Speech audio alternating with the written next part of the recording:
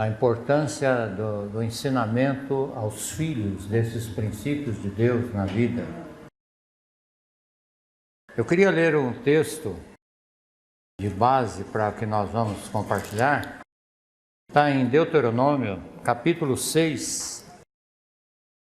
Deuteronômio, capítulo 6, do versículo 1 a 9. Estes, pois, são os mandamentos, os estatutos e os juízos que mandou o Senhor teu Deus, se te ensinasse para que os cumprisse na terra que passas a possuir. Para que temas ao Senhor teu Deus e guarde todos os seus estatutos e mandamentos que eu te ordeno, tu e teu filho e o filho de teu filho, todos os dias da tua vida, e que teus dias sejam prolongados.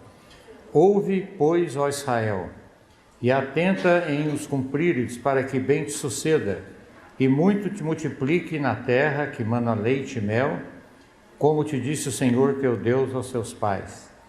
Ouve, Israel, o Senhor nosso Deus é o único Senhor. Amarás, pois, o Senhor teu Deus de todo o teu coração, de toda a tua alma, com toda a tua força. Estas palavras que hoje te ordeno estarão no teu coração. Tu as inculcarás a teus filhos, e dela falarás assentado em sua casa, andando pelo caminho, ao deitar, ao levantar. Também as atarás como sinal na tua mão, e te serão por frontal entre os olhos. E as escreverás nos umbrais da tua casa e nas tuas portas. Esse texto fala do momento que eles estavam sendo preparados para entrar na terra. E Deus sempre advertiu a eles para tomar cuidado, que quando entrasse na terra, eles podiam acabar se afastando de Deus. Nós já falamos na primeira palestra do perigo das dádivas de Deus ocupar o lugar de Deus na nossa vida. E eles corriam esse risco.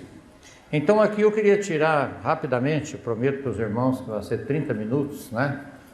A gente não cansar muito. Alguns princípios importantes com relação à educação dos nossos filhos. A primeira coisa que chama atenção aqui, é um princípio da palavra de Deus, é que uma casa dividida não prospera. Então o casal tem que estar alinhado, tem que estar convicto da maneira que vai conduzir a casa, né? Eles devem procurar a palavra de Deus, os princípios de Deus, e eles realmente traçaram um parâmetro para a maneira de conduzir os filhos. Porque se os filhos perceberem que há uma divisão na orientação da casa, a casa cai, não funciona, né? E as crianças são muito mais astutas do que você pensa. Eu já vi cenas que são trágicas e cômicas ao mesmo tempo, né? Eu já vi criança de 3 anos, você está conversando com o pai, fazendo uma visita, ele chega, pede um sorvete, o pai fala, não filho, só depois do almoço. Aí ele vai na cozinha, pede para a mãe dá, ele passa chupando o sorvete, olhando para o pai, e falando, e daí? Você vai enfrentar a fera lá ou não? Né? Então, as mínimas coisas nós precisamos ter cuidado. A ordem, a Bíblia diz que quando a corneta não dá som certo, ninguém se prepara para a guerra, né? Então, tanto faz o pai ou a mãe, tem que ter uma direção. As crianças testam os limites, eles testam para sentir segurança. É igual esses guardas que trabalham em fábrica, eles têm um relógio na mão, e eles têm que dar a volta na fábrica e empurrar todas as portas da fábrica, mas eles empurram para não abrir. Se uma porta daquela abrir, ele entra em pânico, alguma coisa está errada. A criança, inconscientemente, ela testa os limites da casa, mas ela testa para não abrir, porque ela precisa sentir que ela tem proteção, que ela tem segurança.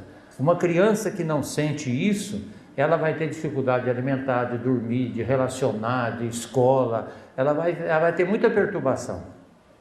Então é muito importante que o casal determine a maneira que vai ser conduzida a casa, né?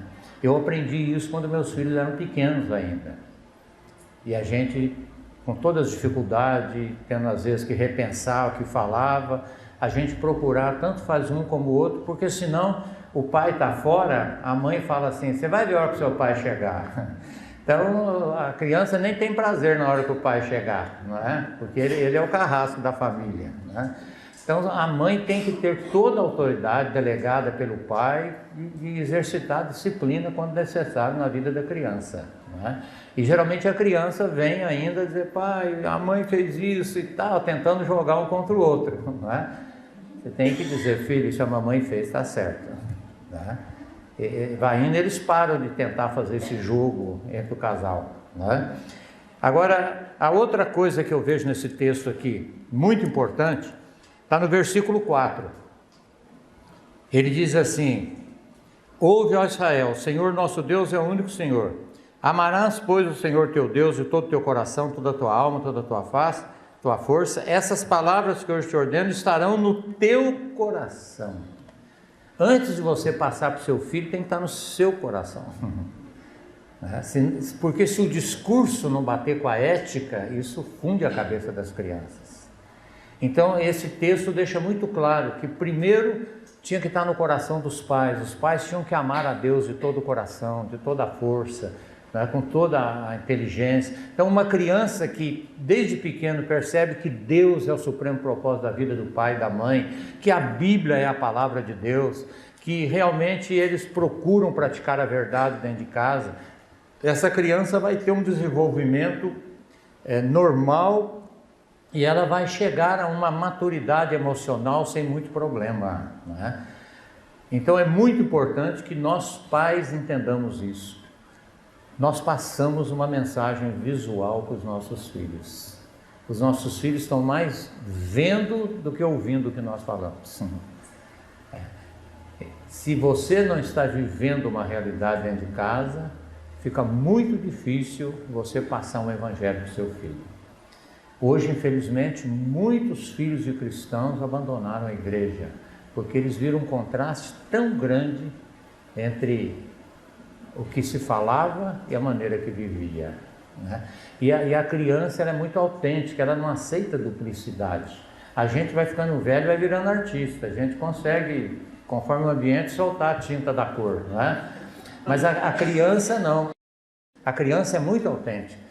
Se você não disciplina, a Bíblia diz: disciplina seu filho em casa, que a mãe que não disciplina passa vergonha, e passa mesmo. Eu sei que vocês têm visto, como eu, cenas em mercado, em restaurante, que dá pena de ver, não é?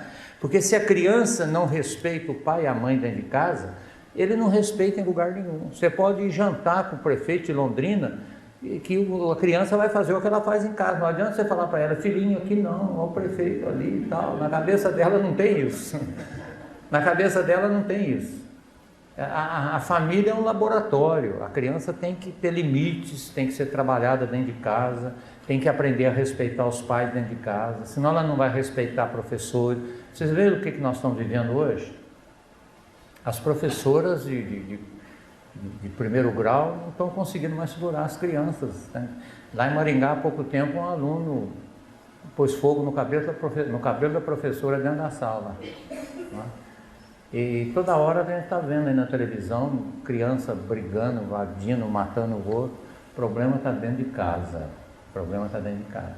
Então a primeira coisa que é importante, nós passamos uma mensagem para os nossos filhos. E quando a nossa vida não bate com o nosso discurso, as consequências são trágicas. Nós poderíamos dizer assim: a criança nasce ingênua, ela precisa ser levada à maturidade. E o processo para levar uma criança à maturidade é a verdade, não é a perfeição. Como eu disse, a criança não espera a perfeição de nós, espera a verdade. Dizer: filho, eu errei, papai errou, eu não posso fazer isso. É isso que vai formar o caráter do seu filho, é a verdade. Agora, se entre a ingenuidade e até a idade adulta dele, ele viveu com mentira, ele ouviu uma coisa e viu outra, ele vai ficar cínico. O cínico é aquele que não acredita em nada, né? Infelizmente você vê muitos filhos de cristãos aí, gente, você vê meu pai e minha mãe são ratos de igreja, carrega aquela Bíblia o tempo todo, mas esconde lá em casa um dia para você ver como é que é dentro de casa. A criança não tolera isso. Por isso que a palavra de Deus está dizendo: primeiro tem que estar no coração dos pais, né? tem que estar uma realidade na casa na vida dos pais, para que depois eles passem para os filhos. Então a mensagem visual é muito importante. A criança tem que ver o casal praticar a verdade dentro de casa. A verdade amadurece, a verdade cura, a verdade sara. A verdade cria uma oportunidade para o Espírito Santo trabalhar dentro da nossa casa. Não é? E as crianças precisam saber desde pequeno que a união do casal é mais importante do que a paternidade. Em toda casa que você chegar, onde a criança é o centro da casa, você pode saber que o relacionamento entre o casal não está bom, não é? E que aquela criança vai ser prejudicada, porque ela vai achar que ela é o centro do mundo, amanhã ela vai ouvir uma opção de não lá fora, ela não vai suportar isso, não é? A criança tem que saber o lugar dela dentro de casa. Irmãos, eu estou compartilhando com vocês o que eu recebi de homens de Deus quando meus filhos eram pequenos. Às vezes eu chegava do consultório em casa, eles iam correndo encontrar comigo e eles queriam que eu pegasse um no colo, ou queria chutar bola, eu dizia, não, primeiro eu vou lá ver minha namorada, né? Depois eu pego vocês. Nós saímos de carro, logo no começo eles aprenderam. No começo, eu vou sentar perto do pai. Eu falei, não, perto de mim não, perto de mim é a mamãe que vai sentar perto de mim. Muita gente diz que isso faz mal para a criança. Não faz não. Isso é um princípio da Bíblia, né?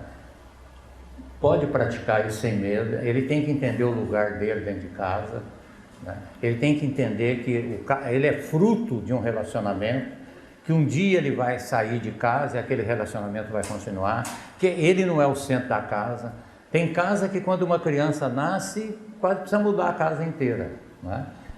Em vez de educar a criança, olha, aí não pode mexer, aqui não pode, eles vão suspendendo as coisas da casa, quase que fica lá em cima, né? Porque às vezes é mais prático você fazer isso, mas você tem que pensar o seguinte, eu não estou procurando o mais prático, eu estou procurando o que forma o caráter do meu filho, né? O que ajuda ele e prepara-o para a vida, para relacionamento com Deus, o relacionamento que ele vai ter na vida dele, né? Então é muito importante isso, que a mensagem visual bata, porque a ingenuidade mais a verdade leva à maturidade. A ingenuidade mais a mentira leva ao cinismo. É muito perigoso trabalhar isso assim, porque nós precisamos passar para os filhos essas verdades, educá-los é importante, mas nós cristãos não devemos só conformar com a educação dos filhos, nós temos que pastorear o coração do nosso filho. E eu queria recomendar para quem não leu ainda, um livro que chama Pastoreando o Coração da Criança, do Ted Tripp. E se você quiser, você pode até entrar no Google, na editora Fiel, e você pode comprar esse curso em DVD, né? Deve custar 25, 30 reais. Eu participei desse curso o dia que ele deu, é muito bom. Ele mostra a diferença de você só preocupar em educar, só uma função comportamental, é importante, mas não é só isso. Você tem que pregar o evangelho para o seu filho, pastorear o coração do seu filho desde pequeno, né? Então o seu filho tem que ver a importância que Deus é na sua vida. Isso vai marcar a vida dele, profundamente, vai marcar bastante a vida dele lá. Outro princípio importante, versículo 7 mostra aqui para nós, diz assim, depois que isso tem que estar no coração do pai, o pai tem que ser modelo, exemplo, né? O versículo 7 diz, tu as inculcarás a teus filhos e dela falarás assentado à tua casa, andando pelo caminho, ao deitar ou levantar-se. É um relacionamento natural, né? É a oportunidade que você tem de conviver com seus filhos. Enquanto são pequenos, você pode formar o caráter deles, dedicar tempo para isso, né? Aproveitar as oportunidades. Eu sei que o pai tem que trabalhar, né? Desde que o trabalho não vire uma obsessão, que não tem tempo para mais nada, né? Nós cristãos temos que muitas vezes fazer uma opção por uma vida mais simples, para ter tempo para Deus e ter tempo para a família, né? Tem muita gente correndo atrás de ter, possuir, quando vê o casamento arrebentou, os filhos estão perdidos, o que adiantou você ter tanta coisa? Então você tem que dedicar tempo para o seu filho.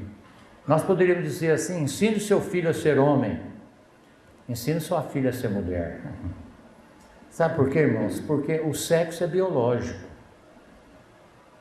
mas a masculinidade, a feminilidade é adquirida.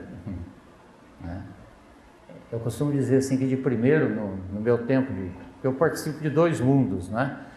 Pela minha idade eu vivi num mundo que a família era importante. Não tinha televisão, não tinha internet, não tinha celular. Meu pai tinha 9 filhos, só isso é uma loucura para os jovens de hoje, né? Chegava às vezes 5h30, 6 horas, quando ele não viajava, ele estava em casa. Ele ia sair com a gente, ele levava a gente na estação para ver o trem chegar lá em Minas, uma cidade pequenininha, né? A gente ia jogar bola, às vezes ele quebrava o pau, ele entrava no meio para apaziguar a situação. Era um pai presente, né? Era um pai presente. E aquilo marca a vida da gente. Então você precisa ter tempo para o seu filho, porque se você não tiver, alguém vai ter tempo para ele. Alguém vai ter tempo para ele. E depois a gente faz assim, às vezes a gente não cuida da criança até os 12, 13 anos, que é a idade de formar o caráter da criança, a gente não tem tempo. O Deus desse mundo é o dinheiro. Então, por causa de dinheiro, para ter uma casa melhor, um carro melhor ou coisa a mais, nós vamos quebrando princípios, não temos tempo para o filho. Aí depois, na adolescência, quando a criança começa a apresentar problema sério, a gente quer achar um pastor que faz uma oração e ele vira um anjo de uma hora para outra, né? Não existe isso, não existe isso. Deus está confiando a você a coisa mais importante com o pai, de uma maneira mais especial com a mãe, é ser esposa e mãe, é preparar o caráter de um filho. Isso para o mundo hoje é perder tempo. Você pode pagar uma babá, você pode pôr num prezinho, né? Mas esse não é o princípio de Deus. É interessante, irmãos, que aquele livro que Mikhail Gorbachev escreveu, aquele dissidente lá do comunismo, que escreveu a Perestroika, né, que é uma reestruturação da Rússia. Num dos capítulos ele dedica e ele é ateu aquele homem. Ele diz assim: se nós quisermos reestruturar a Rússia, porque nas guerras que a Rússia participou, morreram muitos homens, e para que as indústrias não parassem, eles tiraram as mulheres de casa para trabalhar, e as crianças ficaram sem referencial de família. E ele diz assim: se nós quisermos reestruturar a Rússia, nós temos que começar pela família, e na família colocando a mãe dentro de casa. Um homem ateu falando isso, né?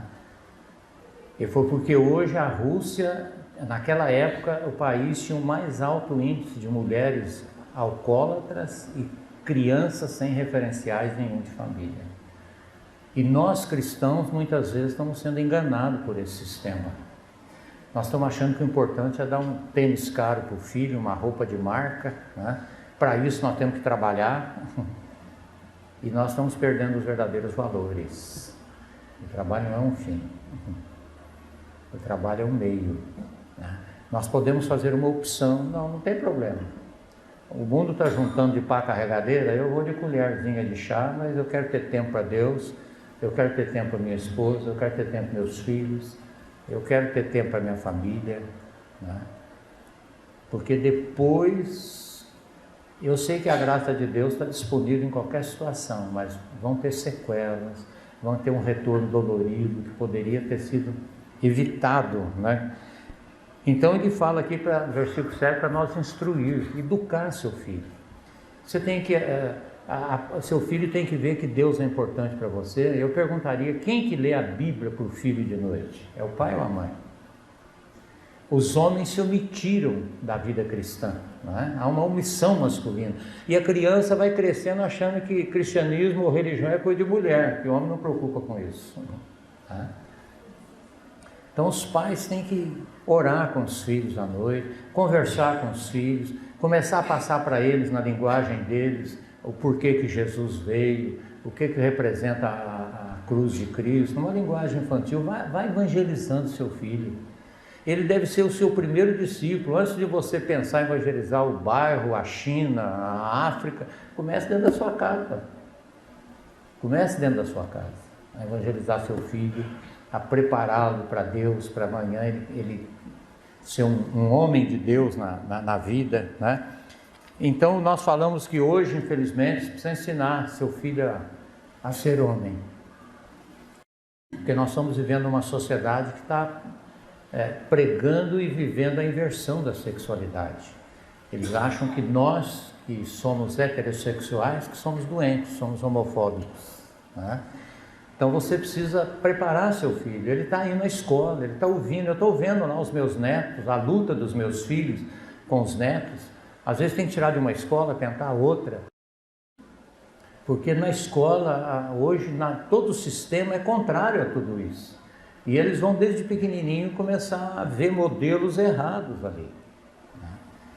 Agora, se a família aproveitar o ambiente da casa, ela marca profundamente a vida do filho. Prepara ele para enfrentar lá fora depois.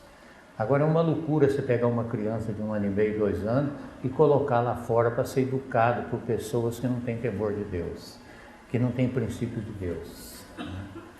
É uma loucura que nós cometemos isso. Então, nós dissemos, ensine seu filho a ser homem, ensine sua filha a ser mulher. Porque eu nunca tive dúvida na minha casa o que era ser um homem, e nem minhas irmãs tiveram do que era ser uma mulher. A vida do meu pai passava essa visão, essa mensagem, e a maneira da minha mãe passava essa mensagem para minhas irmãs. O que é ser uma mulher, o que é preparar para ser uma esposa e mãe, né? Agora, dentro do mundo que nós vivemos hoje, isso é loucura. É loucura. Mas nós precisamos crer no que realmente Jesus ensinou, não é? A própria Bíblia, em Provérbios 22:6, diz assim: ensina a criança o caminho que deve seguir, que depois de grande não se desviará dele. Irmãos, isso aí, esse versículo não está falando de salvação. Isso não é uma promessa que seu filho, se você educar, ele vai ter que ter a experiência dele com Deus. Isso aí é chamado de truísmo. O truísmo é uma verdade que não precisa de comprovação. Aqui está falando mais na área de educação comportamental. Se você educar seu filho para conviver em sociedade, ele não vai desviar disso depois. Agora, se ele for educado de uma maneira errada, ele vai ter seríssimos problemas depois na vida dele, né? Então esse texto fala justamente disso. E também, outra coisa que a Bíblia fala a respeito dos filhos: discipline seu filho. Disciplinar, quando a gente fala de disciplina, sempre vem na cabeça a correção com a vara, mas isso é a última coisa. A palavra disciplina, no original, tem o mesmo sentido de discipular. Você tem que discipular seu filho, você tem que conversar com ele, né? Você tem que pôr limites, você tem que explicar o porquê das coisas. Dependendo da idade, é interessante, quando a criança é pequena, às vezes a mãe pega e conversa com ele, o pai, a criança não está entendendo nada, tem 6 meses, 8 meses, você conversa, quando ele está na idade dos porquês, você fala: filho, dá um tempo, chega para lá, o pai está cansado, né? Eu lembro de uma vez que eu li uma história que eu achei interessante, a mãe reclamando dessa idade da criança, adolescente, né? E ela falou que quando ele era pequenininho, eu conversava com ele, dava vontade de engolir. Ela falou: hoje eu fico pensando, por que eu não engoli aquele dia? Porque realmente, se você não educar a criança, Deus é que colocou no coração dela essas perguntas, essas indagações. É uma oportunidade para você preparar seu filho.